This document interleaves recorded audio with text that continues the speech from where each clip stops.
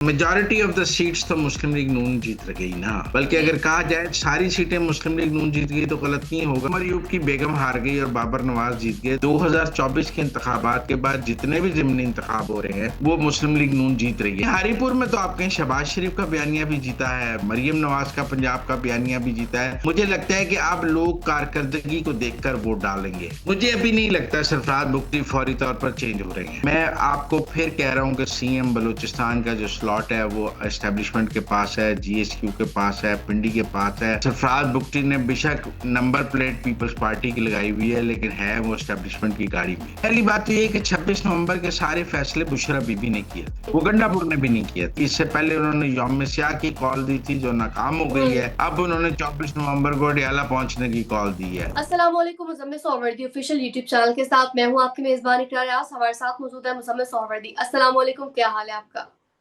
वालेकुम सलाम, बिल्कुल ठीक। आप सुनाएं, कैसी तबीयत है आपकी?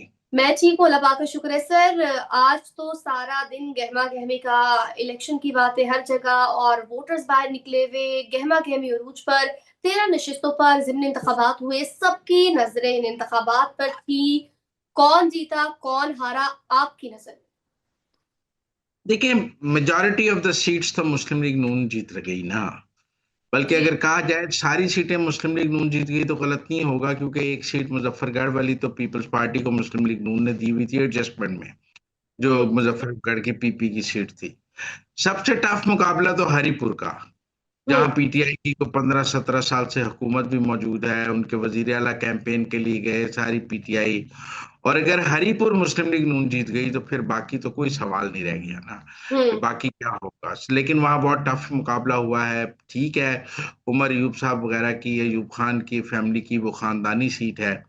और बेशक उन्होंने बहुत सारी पार्टियां बदली हैं, लेकिन पार्टियां भी इसीलिए बदल लेते हैं कि हर पार्टी को पता है कि उनकी खानदानी सीट मौजूद है। तो हम्म। लेकिन अगर उमर यूब की बेगम हार गई और बाबर नवाज जीत गए तो फिर आप समझें कि मुल्क भर में लोगों का मूड पीटीआई की तरफ से बदल रहा है। वो जो कह रहे थे कि बयानिया चल रहा है, फिर बयानिया टूट रहा है। लाहौर भी 129 में जो हमाद अजहर वाली सीट थी वो 2018 में भी पीटीआई जीती थी, 2024 में भी पीटीआई जीती थी। और अगर अब हाफिज मियां नुमान वहां से जीतते हैं तो वो ये भी पीटीआई के लिए अपसेट है, क्योंकि 24 में अगर पीटीआई ये कहती है धांधली हुई थी तो मियां वाली सीट तो वो फिर जीत गए थे ना।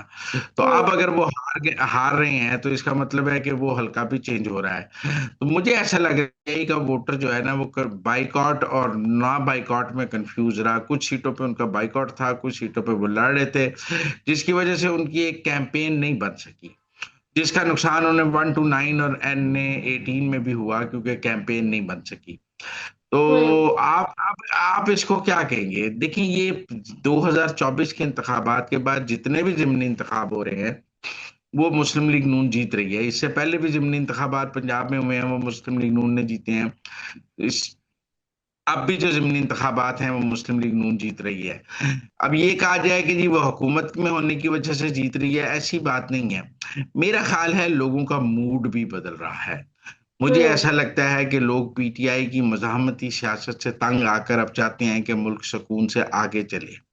लोग हुकूमतों को काम करने का मौका देना चाहते हैं। लोग अब धरनों और जो है ना मार्चों की सियासत से तंग आ गए हैं यानी और वजीर आला पंजाब का बयानिया जीत गया है। नहीं, हरीपुर में तो आप कहें शहबाज शरीफ का बयानिया भी जीता है, मरियम नवाज का पंजाब का बयानिया भी जीता है। ओवरऑल मुस्लिम लीग नून जो नया बयानिया बना रही थी कि आप हुकूमतों की कारकर्दगी को देखकर वोट डालें, हम्म। आप सियासी जमातों की कारकर्दगी को देखकर वोट डालें। मुझे लगता है कि अब लोग कारकर्दगी को देखकर वोट डालेंगे। हम्म। अब वो जो है ना हकीकी आजादी, वोट को इज्जत शो से खेती तब्दीली जो है, खत्म हो गई है। लोग बाहर आ गए हैं। लोगों के नजदीक अब ज्यादा इंपॉर्टेंट बात यह है कि लोग अब कारकर्दगी देखेंगे कि पीटीआई की, केपी की कारकर्दगी, पीएमएलएन की पंजाब की कारकर्दगी, पीपल पार्टी की सिंध की कारकर्दगी कैसी है। वो हम्म। तीनों जमातों की कारकर्दगी का मुआवजा रखकर वोट डालेंगे, जो मुझे समझ आ रही है।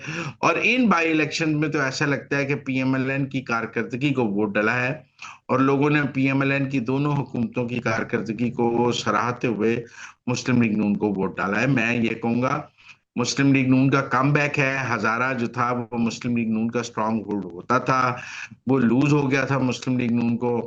लेकिन वो अब काफी हद तक, अगर हरिपुर में उमर अयूब की बेगम हारती हैं तो काफी हद तक वो वापस आ जाएगा मुस्लिम लीग नून के पास।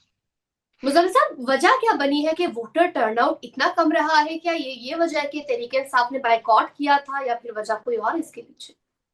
जिमनी इंतखाबात में ओवरऑल टर्नआउट कम ही रहता है। कभी भी जिमनी इंतखाबात में टर्न आउट आम जनरल इलेक्शंस के बराबर नहीं होता। आप ये नहीं कह सकते कि जिमनी इंतखाबात में टर्न आउट जो है वो आम इलेक्शंस के बराबर होता है। जिमनी इंतखाबात में टर्न आउट आम इलेक्शन से कम ही रहता है। और इस बार भी ये जरूर है कि पीटीआई का वोटर बैलेट पे नहीं आया होगा, पीटीआई ने हम्म। बाइकआउट किया है जिन हलकों में। लेकिन दो हलकों में तो उन्होंने बाइकआउट नहीं किया, 1 to 9 और NA 18 में। और डेरा गाजी खां में भी ये बात सामने आई है कि जो पीटीआई का वोटर है उसने मुस्लिम लीग नून के मुकाबले में पीपल्स पार्टी के वोटर कैंडिडेट दोस्त मोहम्मद खोसा को सब वोट डाले हैं। तो पीटीआई ने एक मुस्लिम लीग नून के मुखालफत में अपना वोट इस्तेमाल किया है, पीटीआई के वोटर ने।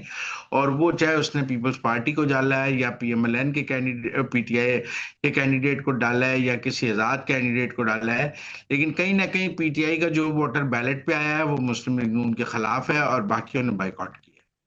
तो मुजम्मिल साहब, ये जो हमाद अजहर की जानिब से कहा जा रहा है कि तहरीक इंसाफ के NA 129 से उम्मीदवार अरसलान अहमद को आरओ ऑफिस में दाखिले से रोका गया, और पुलिस एहलकार कहते हैं कि आरओ साहब ने कहा है सिर्फ 800 नंबर वाली जो गाड़ी है ना, उसका दाखिला होगा, जो कि मियां नोमान की गाड़ी है। पोलिंग खत्म होते ही धांधली के इल्जाम लगाना शुरू हो गए, आगे क्या होगा? कोई फर्क नहीं पड़ता। हमाद अजहर साहब खुद भी जो है वो इलेक्शंस में पार्ट नहीं आए। हम्म। वहां से जो एमपी है मियां असलम इकबाल वो भी नहीं आए।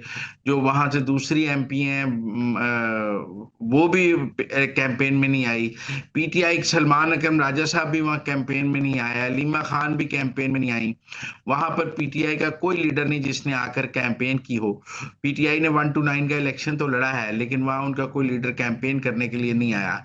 बाकी धांधली के इल्जामात लगते रहते हैं। अब पीटीआई को के इन इल्जामात 2014 से हम सुन रहे हैं कि जब वो इलेक्शन हार जाएं तो वो धांधली है, जब जीत जाएं तो तब्दीली है। लेकिन मुझे नहीं लगता कि इनकी वजह से कुछ होगा। जो रिजल्ट हैं वो सबको एक्सेप्टेबल होंगे। तो मुस्तफा साहब, ये जो कहा जा रहा है कि हरिपुर में पीटीआई की हुकूमत थी, लेकिन फिर भी नून लीग को भरपूर इजाजत दी गई ताकि वो कैंपेन कर सके, लेकिन when it comes to 1 to 9 तो वहां पर मुस्लिम लीग नून की जानिब से, पंजाब हुकूमत की जानिब से फरामदिली का मुजाहरा नहीं किया गया, और उन्हें इजाजत ही नहीं दी गई पीटीआई वालों को। लेकिन पहली बात तो ये है कि इससे पहले संबड़ेआल का ज़िमनी इंतखाब हुआ था। बिल्कुल। वहां वहां पर पीटीआई के आलिया हमजा और सलमान अकरम राजा वगैरह ने जलसे किए थे। पर हम्म। अब सूरत हाल ये थी कि जो उनकी पंजाब की सदर हैं आलिया हमजा वो भी मफरूर थी, हमाद अजहर मफरूर, मियां असलम इकबाल, इस हलके के जितने बड़े नाम थे वो सब के सब मफरूर थे और वो कैंपेन में नहीं आए। और मेरा ख्याल है उन्होंने किसी और लीडर को बुलाने के लिए इनवाइट भी नहीं किया। ये हम्म। पीटीआई की अपनी नालायकी है। मैं नहीं समझता। अरसलान ने कॉर्नर मीटिंग्स की हैं और वहां पर कैंपेन अरसलान ने खूब चलाई है। लेकिन अब पूरी कैंपेन के दौरान तो उन्होंने ये नहीं लगाया। अब जब रिजल्ट आए हैं तो वो इसका बयान इल्जामात लगा रहे हैं। फेस सेविंग कर लेकिन रहे हैं। लेकिन ये रूटीन है, हारने वाला यही इल्जाम लगाता है। मुजम्मिल साहब, जिस तरह हमने लास्ट ब्लॉग में सरफराज भुट्टी का जिक्र किया गया था और कहा था कि वो जरदारी साहब से मिलने गए थे, और ये भी सामने आया कि जरदारी साहब ने उनसे मुलाकात करने से इनकार कर दिया, और जिस तरह आपने कहा था कि उनको तो जरदारी साहब की जगह इस्लामाबाद जाना चाहिए, GHQ जाना चाहिए, तो अब ये बातें सामने आ रही हैं। जराए का ये कहना है कि अब सरफराज भुट्टी साहब जो है उनकी स्टैब्लिशमेंट से बन नहीं रही, इसी वजह से उनकी जो कुर्सी है वो खतरे में है, और गवर्नर केपी के बारे में भी यही बातें सामने आ रही है। तो असल मसला क्या है, लड़ाई कहां पर पड़ी है? मुझे अभी नहीं लगता सरफराज बुगटी फौरी तौर पर चेंज हो रहे हैं। जो हम्म। उनके दुबई जाने की बात है, मैंने वो चेक किया है। उन्होंने कोई 1 माह पहले अपनी छुट्टी की दरखास्त वजीर आजम को दी थी कि मैं इन तारीखों में दुबई जाना चाहता हूँ। वो हम्म। कोई अचानक दुबई नहीं गए हैं, वो अपनी फैमिली के साथ दुबई जाने हैं और ये प्रोग्राम उनका 1 महीना पुराना है। अच्छा। और वो अपनी फैमिली के साथ दुबई में है वो। और इसलिए वो को दुबई आसिफ जरदारी को मिलने नहीं गए। मैं आपको फिर कह रहा हूँ कि सीएम बलूचिस्तान का जो स्लॉट है वो एस्टेब्लिशमेंट के पास है, जीएचक्यू के पास है, पिंडी के पास है। सरफराज बुगटी ने बेशक नंबर प्लेट पीपल्स पार्टी की लगाई हुई है, लेकिन है वो एस्टेब्लिशमेंट की गाड़ी में। लिहाजा हम्म। उनको एस्टेब्लिशमेंट, अभी एस्टेब्लिशमेंट ने अगर उनको हटाना हो तो एक दिन की बात है, वो कोई लंबी चौड़ी बात ही नहीं है। लेकिन अच्छा। अभी इस्टेब्लिशमेंट, वो जिस दिन इस्टेब्लिशमेंट सरफराज बुगटी को कहेगी ना आप इस्तीफा दे दो, वो चुप करके इस्तीफा दे देंगे। मुझे नहीं हम्म। लगता वो इस्टेब्लिशमेंट से लड़ेंगे या इस्टेब्लिशमेंट से मुजामत करेंगे। जो इस्टेब्लिशमेंट कहेगी वो कर देंगे। वो अगर इस्टेब्लिशमेंट चाहे तो वो एक दिन में इस्तीफा दे देंगे। लिहाजा मुझे इन खबरों में कोई खास टेबल हकीकत टर्न नहीं हुए, यानी टू कट अभी शॉर्ट टेबल टर्न नहीं हुए। अभी नहीं नजर आए। मुजफ्फर साहब, सहाफी सर हबीब अकरम की जानिब से कहा गया है, सुहेल अफरीदी कहते हैं कि 26 नवंबर 2024 को फैसले तो थे वो किसी और के हाथ में थे। आइंदा तहरीक कब चलनी है, कहाँ जाना है, तहरीक कैसे खत्म होगी, क्या फैसले लिए जाएंगे, खान साहब इस बात का फैसला करेंगे। सहाफी का ये भी कहना है कि तहरीक के फैसले का इख्तियार खान ने महमूद अचकजई को सौंप दिया है। तो सवाल बड़ा सीधा है, क्या तहरीक इंसाफ जो है वो महमूद अचकजई को खान साहब की मसलत पर कबूल करेगी, उनके फैसलों पर आमीन कहेगी, उनके पीछे चलेगी? पहली बात तो ये है कि 26 नवंबर के सारे फैसले बुशरा बीबी ने किए थे, हम्म। वो गंडापुर ने भी नहीं किए थे। अच्छा। उस वक्त तो बुशरा बीबी इन कमान थी, और बुशरा बीबी ही लीड कर रही थी, वही सबको साथ लेकर चल रही थी। तो पहली बात तो आप ये समझिए, मेरे ख्याल में सुहेल अफरीदी का इशारा बुशरा बीबी की तरफ है, गंडापुर की तरफ नहीं है। अच्छा। महमूद खान चकजई ने तो सादा सा पैगाम दे दिया है कि जी 24 नवंबर को मंगल वाले दिन अडियाला सारी पीटीआई पहुंचे, और हम जेल से इमरान खान को छुड़ा लें, जो कल हमने कहा है। मैं आज भी देखता रहा हूँ पीटीआई के तमाम ट्विटर हैंडल्स जो हैं वो ये कह रहे हैं कि जी आप 24 को अडियाला पहुंचे, 24 को अडियाला पहुंचे। इस वक्त पीटीआई की कैंपेन तो 24 नवंबर को अडियाला पहुंचने की है। उनका ख्याल है कि अगर 10-15-20 हजार बंदा अडियाले के बाहर खड़ा कर लें तो फिर मुलाकातें भी हो जाएंगी और रिहाई भी हो जाएगी। हम्म। और वहां तब तक बैठे जब तक रिहाई नहीं होती। अब ये देखने की बात है कि पीटीआई के कितने लोग अडियाला को 24 नवंबर को पहुंचते हैं, कितने लीडर अडियाला पहुंचते हैं। ये महमूद खान अचकजई की पहली कॉल है, और इससे पहले उन्होंने यौम स्याह की कॉल दी थी जो नाकाम हो गई हम्म। है। अब उन्होंने 24 नवंबर को अडियाला पहुंचने की कॉल दी है। अगर 24 नवंबर को पीटीआई का वोटर या सपोर्टर या लीडर अडियाला ना पहुंचे तो ये कॉल भी नाकाम हो जाएगी। तो मुस्तफा साहब, शेख वकास अकरम साहब तो मुकर गए हैं, कह रहे हैं कि पार्टी इंफॉर्मेशन विंग का पीटीआई ऑफिशियल एक्स अकाउंट से कोई ताल्लुक नहीं है। तो क्या इंफॉर्मेशन सेक्रेटरी होने के नाते उन्हें अकाउंट होल्डर्स को रियासत मुखालिफ फर्जा सराई करने से रोकना नहीं चाहिए? क्या उनकी कोई जिम्मेदारी नहीं बनती? एक डेजिग्नेशन है उनका। अगर वो कह देंगे ये अकाउंट हम ऑपरेट कर रहे हैं, हम इसको ओन करते हैं, तो सुबह पीका एक्ट के तहत पर्चा नहीं हो जाएगा शेख वो वकास करे अकरम तो पे? मरते हैं, ना करे तो। उस अकाउंट से को जहनी मरीज और फौज को गालियां दी जाती हैं। और अगर ये कहा जाए कि जी वो आ जाए, उस अकाउंट को पीटीआई पाकिस्तान ओन कर ले, तो सारे अंदर नहीं हो जाएंगे? तो ये तो डिसोन करेंगे ही उसे, और वो चल भी पाकिस्तान से बाहर से रहा है, कल हमने आपको सऊदी अरब से बताया। चल रहा है। उसको ओन करने का नुकसान ये है, इसका नुकसान इमरान खान का सऊदी अरब से चल रहा है, और पीटीआई का जो है वो यूएसए से चल रहा है। हम्म।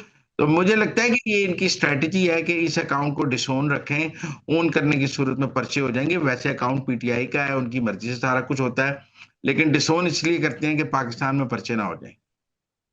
तो नाज़रीन, अब तक के लिए इतना ही। देखते रहिए Muzammil Suhrawardy official YouTube channel. Like share subscribe जरूर कीजिएगा, फीडबैक से भी आगाह कीजिएगा।